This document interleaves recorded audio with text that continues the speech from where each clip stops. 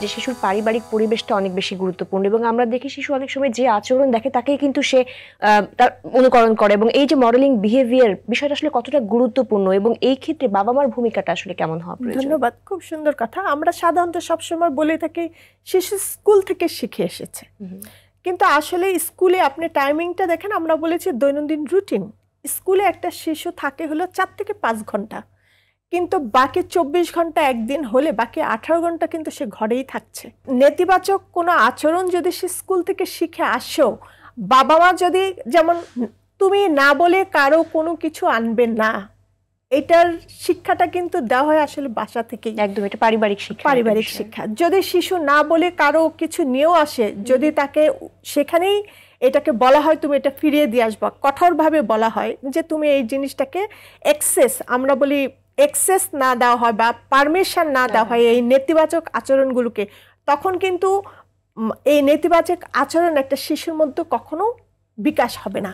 অতএব প্রথম শিক্ষাটাই হলো, শিক্ষাগুরুই হলো বাবা মা, এবং এই নৈতিক শিক্ষাটা শুরু হবেই কিন্তু বাসা থেকে। কিন্তু আমরা সবাই জেনে থাকি এটি স্কুল থেকে, স্কুলেই হোক আর আমরা যে যে ধর্মেরই হই না কেন, আপনি খেয়াল করে দেখেন কোনো ধর্মই বলে না যে তুমি মিথ্যা কথা বলো, একদমই কোনো ধর্মই বলে না অন্যের জিনিস হরণ করে নিয়ে আসো, কোনো ধর্মই বলে না যে তুমি মানুষ হত্যা করো। আমাদের এক হলো এই যে নৈতিকতা, বারবার বলছি মোরাল ডেভেলপমেন্ট, এটার চর্চাটা শুরু হয় ঘর থেকে, এবং প্রথম কম্বিনেশনটা বা ইয়েটাই হলো মায়ের গর্ভ থেকে। সবচেয়ে বেশি গবেষণায় দেখা গেছে মায়ের আচরণটাই শিশুকে সবচেয়ে বেশি প্রভাবিত করে, যেহেতু গর্ভফুলের সাথে মায়ের সাথে সংযুক্ত থাকে। জি ম্যাডাম, বিদ্যালয়ের কথা বললেন, শিক্ষা প্রতিষ্ঠানে তো অনেক বড় একটা রোল এখানে আছে, সুতরাং শিশুর যে এই যে কন্টিনিউয়াস ডেভেলপমেন্ট, এখানে পরিবার এবং বিদ্যালয়ের একসাথে সমন্বয়টা আসলে কতটা জরুরি? সুন্দর কথা বলেছেন। যদি কখনো হয়ে থাকে, অনেক সময় দেখা যায় বাবা মা হয়তো ধারণাই করে না যে শিশু, হয়তো আমরা কি বলি যে তোমার ধরেন একজন বাবা শুয়ে আছেন, হ্যাঁ, ফোন আসছে, ফোন ধরে বললো যে না উনি ঘরে নাই, কিন্তু এটা যে একটা শিশু অনুকরণ করছে এটা কিন্তু মা বাবা কেউ বুঝতে পারেন না। আর বুঝতে না পারার কারণে তারা ভাবছেন যে শিশু এটি স্কুল থেকে শিখে আসে।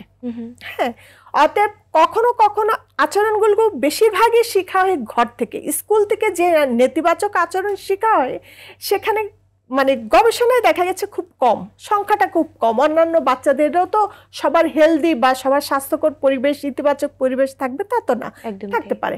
কিন্তু কোনো শিশুর যদি আচরণগত কোনো পরিবর্তন দেখা যায়, যেমন শিশু মিথ্যা কথা বলছে, থুতু দিচ্ছে, চুল টান দিচ্ছে, ধাক্কা দিয়ে ফেলে দিচ্ছে, এই নেতিবাচক আচরণগুলি যদি কোনো শিক্ষক স্কুলে দেখে থাকেন, তাহলে ছোটবেলা থেকেই প্যারেন্টসকে এটা অবহিত করতে হবে, টিচারকে বলতে হবে, এবং সমন্বয়ের মাধ্যমে এই সমস্যাগুলোকে সমাধান করতে হবে।